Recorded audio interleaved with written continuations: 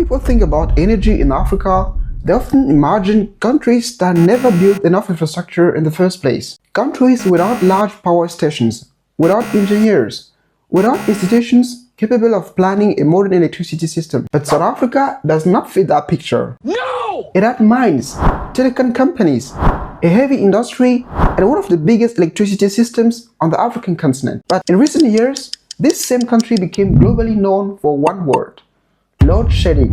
The question I want to ask in this video is simple. How can a country build one of Africa's most powerful electricity machines and still end up with a power system that becomes one of the biggest bottlenecks of its economy?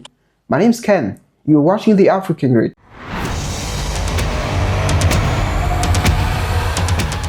Before we start, let me say this very clearly.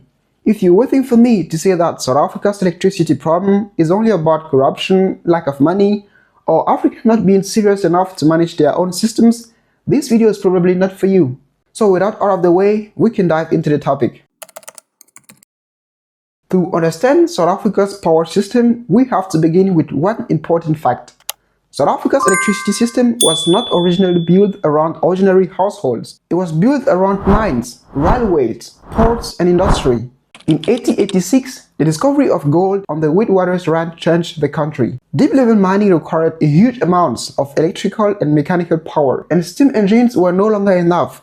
Mining companies needed electricity to pump water, to lift ore, move workers, and just keep production running. This is one of the most important things to understand about South Africa. Electricity was not primarily a public service. In its original logic, it was part of the system that connected gold, coal, steel, ports, factories, and cities. The creation of Eskom in 1923 was therefore a turning point. It was actually not just the creation of a power company, it was the creation of an institution designed to organize electricity at national scale and not just for the previously mentioned sectors. Over time, Eskom became the dominant institution behind the entire South Africa's electricity system. It generated the power and moved the power across the country. Simply said, it became the institution shaping how the entire system was planned. That centralized model had real advantages. It allowed South Africa to build large power stations.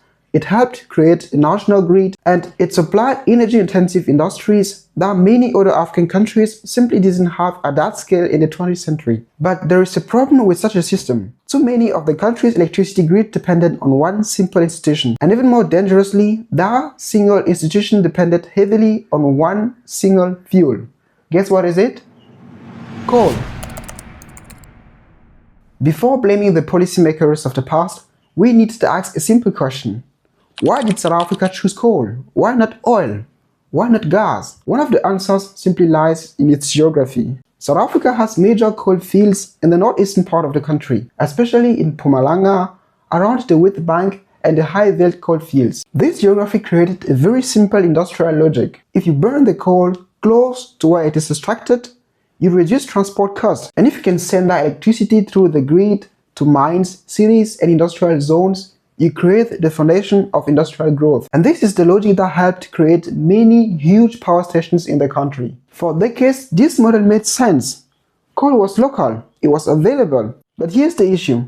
A system that makes sense in one period can become a weakness in another period. And this is exactly what happened. The coal fleet that powered South Africa's industrial rise did not become weak overnight. Many of Eskom's coal plants were built during the large build programs of the 1970s and the 1980s. These power stations were designed for long lives, but not infinity lives. By the end of the 2010s and 2020s, many of these coal plants were already old. They had been running for decades, and aging infrastructure creates a dangerous spiral. When power plants are not maintained properly, they break down more often. And when they break down more often, the system has less reliability. And when that same system has less reliability, the entire system has less available power. As a consequence, the utility may delay maintenance to keep more units running. But when maintenance is delayed, the next breakdown becomes even more likely. And this is exactly how a power system becomes trapped. And then comes Medupi and Kusile. These were two giant coal projects that were supposed to add almost 10 gigawatts of new capacity. In theory, they should have helped stabilize the system, but in practice, they suffer from delay, technical problems, and major cost overruns. So South Africa found himself in a difficult position. Old power plants were becoming less reliable and new power plants were lit and expensive. The country had a big power system that was actually not reliable. Here I want to point out one of the biggest mistakes that people make when they talk about electricity, confusing installed capacity and available capacity. The installed capacity is what a power station could produce in theory, like if everything worked perfectly, while the available capacity is what a system can actually produce today, like after breakdowns, fuel problems, and operational limits. A useful number here is the South Africa's energy available factor was once very high, but over time it declined, and during the crisis years, it reached historic lows. This is why load shedding became so severe. Now here's the turning point. If coal was the geography of South Africa's past, renewables are the geography of its future. South Africa has excellent solar and wind resources, especially in provinces like the Northern Cape, the Western Cape, and the Eastern Cape. But here's another problem. The best renewable energy resources are not always located where the old grid was built to receive power. So South Africa is facing a new kind of problem. You can have solar and wind projects ready. You can even have investors to put their money. But if the grid cannot take that power, the electricity remains stuck in paper. But it doesn't mean that there is no reason to have hope. That's not what I said. South Africa has already started changing the structure of its electricity system. The Renewable Energy Independent Power Producer Procurement Program began in 2011 and helped bring private renewable energy projects into the country's power system. That program became one of the most important renewable procurement models on the entire continent. And more recently, businesses, mines, farms, and households have just stopped waiting from Eskom to receive electricity. They began building their own power solutions, especially rooftop solar. So the direction is positive, but the work is not finished.